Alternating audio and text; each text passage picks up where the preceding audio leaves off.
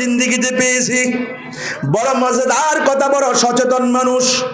আল্লাহু আকবার। বুজুর্গ বলে 40 বছর পর্যন্ত কাফনের কাপড় কিনা তিনি এরকম নিজের ব্যাগের মধ্যে কাটটির মধ্যে রেখে রেখে ঘুরতেন। আর নিজেকে বলতেন, মনে করেন আমি আমাকে বলতেছি, ও মাহমুদুল হাসান, 3টা সাদা কাপড় তোর ব্যাগের মধ্যে তৈয়ার, তুই কোন শখে গুনাহ করস, কোন সময় জানি এই 3টা কাপড় তোর গায়ে লেগে যাবে আর তোরকে লাশ বানায়া কবরে রাখা হবে। বুজুর্গ 40 বছর পর্যন্ত কাপড়ের কাপড় রাইখা ব্যাগের মধ্যে রাইখা হাঁটে। বাজারে যাওয়ার সময় কাপড়ের কাপড়গুলো সঙ্গে করে নিয়ে যায়, হজে যাওয়ার সময় কাপড়ের কাপড়গুলো সঙ্গে করে নিয়ে যায়, এইভাবে শহরে যাওয়ার সময় নিয়ে যায়, মাঠে যাওয়ার সময় নিয়ে যায়, আত্মীয়র বাড়িতে যাওয়ার সময় নিয়ে যায়, এদিক সেদিক সফর করতে যায়, 3টা কাপড় সঙ্গে করে নিয়ে যায়। যে কোনো সময়ে যে কোনো ব্যক্তি দেখা হযরতকে জিজ্ঞেস করা হয়, হযরত আপনি এমনটা করেন কেন? 3 টুকরা সাদা কাপড় আপনার ব্যাগে দেখা যায়, এমনটা কেন করেন? কিসের কাপড় এগুলো? বুজুর্গ কান্না দিয়ে বলতেছে, এগুলো আমার কাফনের কাপড়। বলে কাফনের কাপড় আবার কি মানুষ কি নিজে কি সঙ্গে রাখে নাকি? বলে আমি রাখলাম আর কি, সমস্যা কি? আমি রাখলাম আর কি, রাখার দ্বারা আমার বহু উপকার হয়েছে, আমি লাভ পেয়েছি। কারণ এই 40 বছরের মধ্যে একটা কবিরা গুনাহ তো দূরের কথা, একটা সগীরা গুনাহও আমার দ্বারা হয় নাই। যখন কোন গুনাহের মুআমেলা আমার সম্মুখে হাজির হয়, তখন আমার মন বলে দেয় এই কাফনের কাপড় না তোর সাথে আছে। যদি এই গুনাহ থেকে তওবা করার আগে আগে কাপড়ের কাপড়ে ঢুকে যেতে হয়, আল্লাহর সামনে তুমি কি জবাব দিবা? এই কথাটা কে যেন আমাকে ধাক্কা দিয়ে বলে, যার কারণে কাপড়ের কাপড়ের সাথে রেখে আমার লাভ হয়েছে। এই কাপড়ের কাপড় নিয়ে নিয়ে 40 বছর পর্যন্ত ঘুরি। আল্লাহু আকবার বলবেন না? হাত তুলে দেখান, আল্লাহ কবুল ফরমায়। মাশাআল্লাহ। দোস্তরে, ওয়াজ হলো শুধু কান দিয়ে শোনার নাম নয়, ওয়াজ হলো একজন বলবে আর একজন অন্তরের মধ্যে গেঁথে নিবে, ভাবটা তার উদ্দেশ্যটা অন্তরের মধ্যে গেঁথে নিয়া তার জিন্দেগিকে শুধরানোর চেষ্টা করবে। মরণ পর্যন্ত ওই ওয়াজগুলো অনুযায়ী সে আমল করতে থাকবে। বাস্তবে ওয়াজ তো হলো এগুলা, কিন্তু আজকাল যেমন আর ওয়াজ তো আর ওয়াজ না, বক্তাও আছে টাকার দান্দায় আর শ্রোতারা আছে খালি সরাসরির দান্দায়। ঠিক? আমার ব্যাপারটা ভুল বিপরীত। আমি আপনাদের এই জায়গাতেও বহু বছর আগে ওয়াজ করে গেছি। কেউ কেউ চিনছেন কিনা জানি না, কেউ কেউ চিনছেন হয়তো বা। তবে ওইসব বাবরি চুল ছিল না, ব্যবধান এতটুকু, এখন বাবরি চুল দেখছি আর সব ঠিক আছে। ঠিক না? সব ঠিক আছে।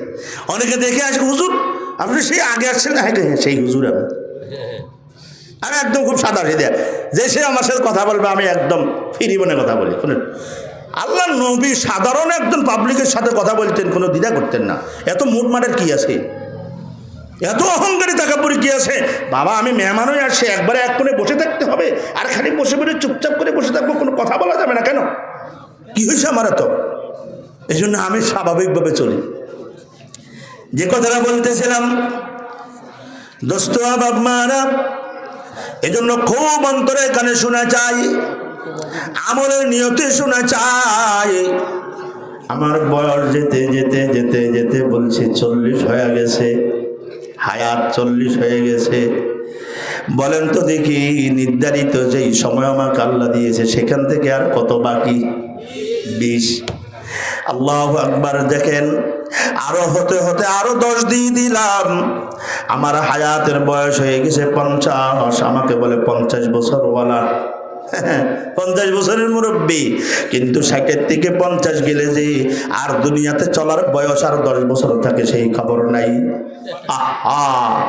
অদস্ত যেতে যেতে আরো 5 বছর চলে গেল, আমার বয়স হয়েছে 55 বছর। বলেন তো দেখি, আমার বয়স 55 হলে 60 পড়েছে, আর কত বছর বাকি? 5 বছর বাকি। আরো দিয়ে দিলাম, আমার বয়স যেতে যেতে যেতে যেতে 59 বছর চলে গেছে, আমার বয়স 59 বছর। এখন আর কত বছর বাকি থাকে? 1 বছর। ঠিক না? কমে না বাড়ে? হ্যাঁ, একদিক দিয়ে কমে। যে দুনিয়ার পাগল হে খালি বাড়ে খালি, আগে ছিল 10 বছর, এখন 55 বছর, 60-59 বছর হয়ে গেছে, বাড়তেছে। কিন্তু এই বাড়ার ভিতরে কমতি আছে। কি আছে? কমতি আছে, নির্ধারিত হায়াত থেকে কমছে। আল্লাহওয়ালা যারা, তারা কিন্তু একদিকে লক্ষ্য করে না, তারা দুদিকে লক্ষ্য করে। তাই তারা বসে বসে আল্লাহ আর পাগল হয়ে আল্লাহকে ডাকে, আল্লাহ আল্লাহ আল্লাহ আল্লাহ, বলেন আল্লাহ আল্লাহ আল্লাহ আল্লাহ আল্লাহ আল্লাহ আল্লাহ আল্লাহ। ওই যে শেখ হোসেন একটু আমাদের থেকে দেখেন গিয়া, রাত্র নাই দিন নাই গাড়ি নাই গোনায় 24 ঘন্টা আল্লাহ জিকিরের মধ্যে লাগা।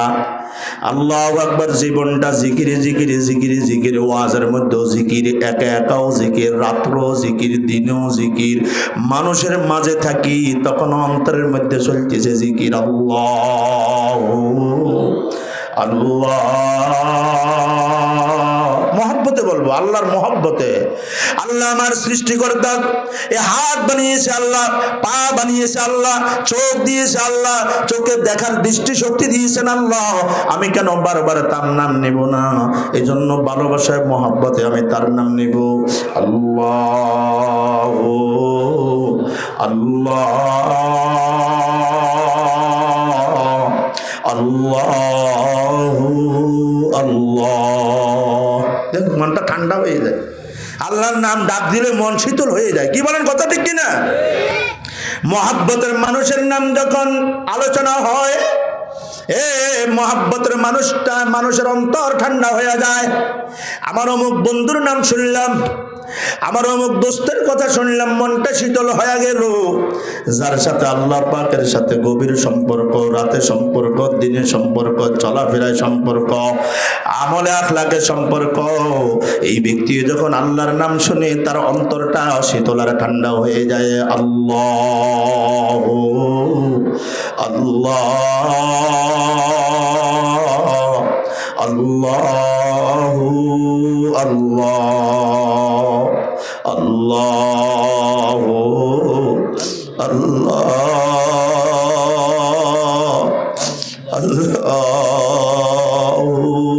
আল্লাহ।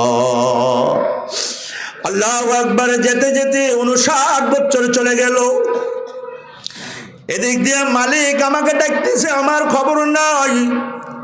ও দোস্ত, ভালো করে শোনা চাই, নবীজি হাদিসে পাকে মেসেজ দিয়ে গেছে 1400, আল্লাহু আকবার, 45 বছর আগে। কি মেসেজ দিয়েছে? কবর ডেকে ডেকে বলে, আনা বাইতুল ওয়াহদা, আনা বাইতুল যুলমা, আনা বাইতুল দৌদ।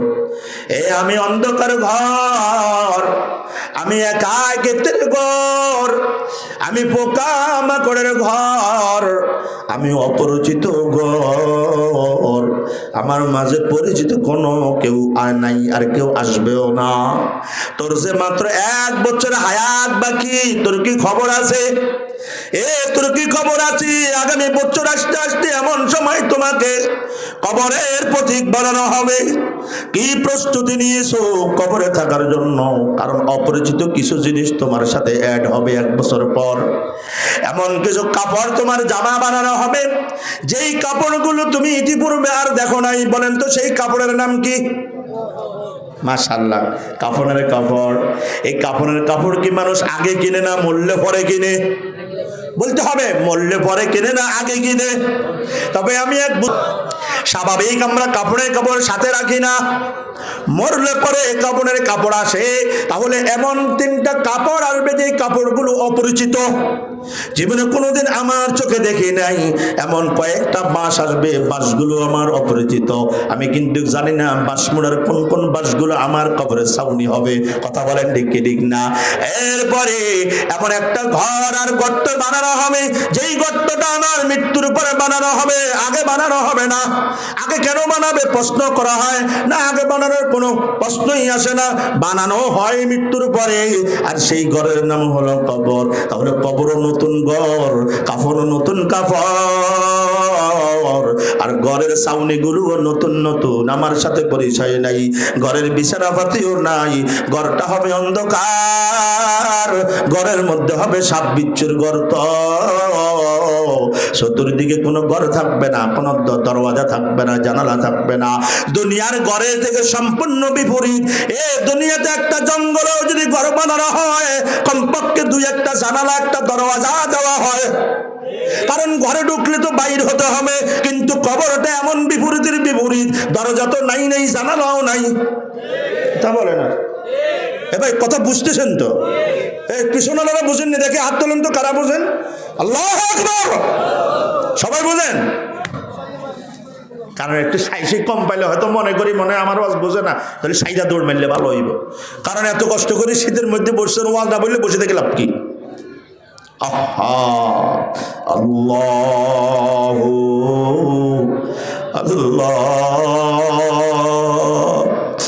আল্লাহ আল্লাহ আল্লাহ আল্লাহ আল্লাহ। গতকালকে আমি আসতেছিলাম হিমাচল গাড়িতে করে, নোয়াখালীর থেকে আপনাদের সিলেট কদমতলী পর্যন্ত আসে হিমাচল গাড়ি। এগুলো ঢাকা নোয়াখালীতে চলে, দুই একটা গাড়ি এদিক ওদিক যায়, খুব ভালো গাড়ি। গাড়ির একেবারে 1 নম্বর সিটে বসা, 74 নম্বর সিট, যেটা একেবারে জানালার ওই পাশ, আমি হলাম এই পাশ, 4 নম্বর সিট তো ওই পাশ, 1 2 3 4, বুঝছেন না? এক মুরব্বী বসে আছে, আল্লাহু আকবার। মুরব্বীর হাতে একটা তসবিহ, আমার তসবির দানা থেকে একটু বড়, মুরব্বী মানুষ। দেখতেছি উনি জিকির করতেছে, আমার মনে এত শান্তি লাগলো।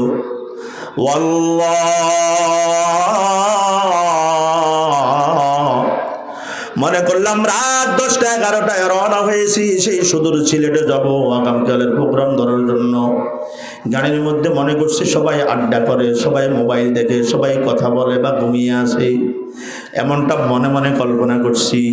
এখন তো দেখতেছি না না, আল্লাহর এক বান্দা দেখতেছি তাসবিহ নিয়ে জিকির ফিকির করতেছে, আল্লাহর জিকির করে, কতক্ষণ সুবহানাল্লাহ বলে, কতক্ষণ আলহামদুলিল্লাহ বলে, কতক্ষণ লা ইলাহা ইল্লাল্লাহ জপে, কতক্ষণ শুধু আল্লাহু আল্লাহ বলে। এইভাবে আল্লাহর বান্দা জিকির করতে করতে করতে করতে এখানে আইসা নামছে। ফজরের নামাজ মসজিদে একসাথে টার্মিনাল মসজিদে পড়লাম। আমার সাথে কি যেন কথা বলবে, এজন্য বসে আছে। আমি জানি না ওনার এই হালত, উনি ওনার নামাজ পড়ে চলে যাবে, আমি আমার পথে চলে যাব, যা দেখার দেখেছে আমার মনে আছে, এটা তো আর বলার বিষয় না। কিন্তু উনি কি যেন প্রশ্ন করবে বসে আছেন। আল্লাহ পাকের ফয়সালা জানার জন্য বলি না, বুঝার জন্য কথা আসছে তাই বলি। আমার একটা আদত, আমি এশাকের নামাজ পড়ে তো জায়গা থেকে উঠি। আজকেও আলহামদুলিল্লাহ, আল্লাহ শুকর, লা ফখরা ফিয়া লাস্তু মুতাকাব্বিরা। আমি কোনো আমল প্রকাশের জন্য নয়, শুধু এই জন্যই বলি, চেষ্টা করলে সবাই করতে পারে। সারা রাত গাড়িতে ছিলাম, আমার ঘুমও হয়নি তেমনটা, মাথা টনটন করতেছে। এরপরে আমার শেখ মোহতারাম বলছেন 7 টাইমের জিকির বাদ দিবে না। একটা হলো দিন শুরু হওয়ার আগে, আরেকটা হলো দিন শুরু হওয়ার একটু পরে, আরেকটা হলো রাত শুরু হওয়ার আগে, আরেকটা হলো রাত শুরু হওয়ার পরে। তার মানে ফজরের আগে, ফজরের পরে, মাগরিবের আগে, মাগরিবের পরে। বুঝেননি মনে হয়? যারা কোনো শেখ বা হাক্কানি আল্লাহ ওয়ালাদের সাথে সম্পর্ক, দেখবেন এরা 6 তাসবিহ জিকির করে আসরের পরে, মাগরিবের পরে, ফজরের পরে, এরকম ভাবে ফজরের আগে 12 তাসবিহ জিকির করে, ফজরের নামাজের পরে 6 তাসবিহ জিকির করে, বিভিন্ন দোয়া দরুদ পড়ে, ইস্তেগফার পড়ে, আমল করে, আল্লাহর কাছে কান্দে, মুনাজাত করে, আল্লাহর কাছে ভাব দেখায়। এরপরে সূর্য উঠার পরে এশাকের নামাজ পড়ে ঘরের দিকে বা জরুরতের দিকে ফিরিয়ে আসে। আল্লাহু আকবার। আমি এশাকের নামাজ পড়ে বের হব, মাওলানা আহমদ সাহেব হুজুরকে ফোন দিয়েছি, এর আগে ফোনটা বন্ধ রাখছি। ওনারা পেরেশান হয়ে গেছেন, হুজুর ফোন বন্ধ রাখছেন কেন? হয়তো বা মনে করছে শ্বাস পড়ে গেছে বা এই হয়েছে সেই হয়েছে। আমি স্বেচ্ছায় বন্ধ রাখছি, কারণ মোবাইল এটা আমাদের আমল নষ্ট করতেছে। এটা ফুট করে বাজি উঠলে আমল টামল সব শেষ। বাস্তব যেটা আমি বলতেছি, আমি দুর্বল ইমানদার, তো আপনারা হয়তো পারেন। একবার যদি গান বাজি উঠছে নামাজের মধ্যে, সবার একাগ্রতাগুলো নষ্ট। কথা বলেন ঠিক ঠিক না? হয় কি হয় না মাঝে মধ্যে? বন্ধ রেখে যেই মোবাইল খুললাম, হুজুরকে ফোন দিলাম, ইমাম সাহেব হুজুরকে। আল্লাহু আকবার। ওই আল্লাহর বান্দা আইসা বলে, হুজুর আমি আধা ঘন্টা ধরে বসে আছি, একটা কথা জিজ্ঞেস করবো, তাই আপনি কোন দিকে রওনা হয়েছেন? আমি বলছি ভাই আমি এক প্রোগ্রামের উদ্দেশ্যে আসছি, সেদিকে যাব। কি বলবেন? দ্রুত বলতে হবে। আপনার কি খেয়াল আছে আপনার সঙ্গে করে আমি নোয়াখালীর থেকে আসছি? হ্যাঁ হ্যাঁ, দেখেছি তো আপনাকে। আবার আপনি হাতের তসবিহ ছিল, জিকির করতেছিলেন। আপনার বেলা আমি খুব ভালো একটা মন্তব্য নিয়ে বসে আছি, কিন্তু আপনিও অপরিচিত, আমিও অপরিচিত, এই জন্য কিছু বলতেছি না, কিন্তু আপনার হালত তো আমি জানি। বলে হুজুর ঠিক আছে, যা দেখার আমি দেখেছি, আপনি আমারটা দেখেছেন, ওটা বড় কথা না, আমাকে একটা কথা বলতে হবে। আমি বললাম কি কথা বলতে হবে? বিপদে না দেখতেছি, বিপদেই না করলাম, আবার কি আবার কথা বলতে হবে? আমি বলি দাদু ভাই লম্বা কথা বলার সময় নাই, আর জবাব দেওয়ার সুযোগ নাই, শর্টকাটে 1-8 মিনিটের মধ্যে যদি কোনো প্রশ্ন থাকে বা কথা থাকে বলা যায়। বলে হুজুর মাত্র একটা কথা বলবো। আমাকে এটা বলে আপনি যে আসছেন এখানে যাবেন কোথায়? আমি বললাম অমুক জায়গায়। আপনাদের স্থানের কথা বললাম, এখানে তো আমার আগেও আসা আছে। আল্লাহু আকবার। ওই আল্লাহর বান্দা যাবে অনেক দূরে, বলতেছে যদি আজকে আশপাশে যদি হতো তাহলে ঠিকই আপনার ওয়াজের মধ্যে বসতাম। কেন বলছে আমি জানি না। তো উনি যাবে অনেক দূরে, জাফলং। ওই যে আপনাদের ওই পাথর না কি যা আনে যে জাফলং থেকে, তো বহু দূর না এখান থেকে, কত কিলো হবে? হ্যাঁ, ওরে অনেক দূরের ব্যাপার স্যাপার, কয় অনেক দূরের জায়গা, না আপনার সাথে মাহফিলে চলে যেতাম। অথচ আমি কথাটা যেটা বুঝাইতে চাই, ওই দাদু ভাই মুরব্বী মানুষ, বয়স্ক মানুষ, সারাটা রাত জিকির করে করে করে করে আসছে। বলেন তো তার লাভ হয়েছে না লস হয়েছে? এই গাড়িতে আমরা সরি, আপনারাও সরেন, হয়তো আমরা একটু বেশি আরোহণ করি, কারণ মাহফিলে এদিক ওদিক যাওয়া হয়। আপনারাও মাঝে মধ্যে ঢাকা যান, চট্টগ্রাম যান, বিভিন্ন শহর বন্দরে যান, দেশের মধ্যে বিভিন্ন জায়গায় জায়গায় যান, গাড়ি অ্যাক্সিডেন্ট হতে দেখেন। আমরা তো এমন কোনো রাত নাই, গতকাল বয়সে মাধবপুর এই পাশে একটা গাড়ি উল্টি আছে দেখলাম। এর আগে 3 দিন আগে আমার সফর ছিল ঢাকা ফেলে ফরিদপুরের দিকে, আসতে পথে দেখতে 2টা গাড়ি মুখোমুখি হইয়া দোনোটা কাঁচ ভেঙে মুখ একবারে সুরমাসুর হয়ে আছে, রক্ত পড়ে আছে। আল্লাহ না জানে কোন মায়ের সন্তান জানে বিদায় দিয়া গেছে। অথচ এমন কোনো দিন নেই, রাত নাই, কয়েকটা গাড়ি অ্যাক্সিডেন্ট হয় না। গাড়ির সিটে ওইটা কিভাবে মানুষ গুনাহ করে আমার বুঝে আসে না। গাড়ির সিটে বসে কিভাবে টাচ মোবাইলের মধ্যে বিন্নাদির ছবি থাকে আমার বুঝে আসে না। এই গাড়ি কি গন্তব্য স্থানে যাবে, নাকি এই গাড়ি আমাকে কবরে নিয়ে যাবে? এইরকম গাড়ি তো বহু মানুষকে কবরেও নিয়েছে। কথা বলেন ঠিক কি ঠিক না? খালে পড়ে গেছে, বিলে পড়ে গেছি, নদীতে পড়ে গেছে, অথবা গাড়ির সাথে গাড়ি সংঘর্ষ হয়েছে, কুয়াশার মধ্যে না দেখতে একটা আরেকটার সাথে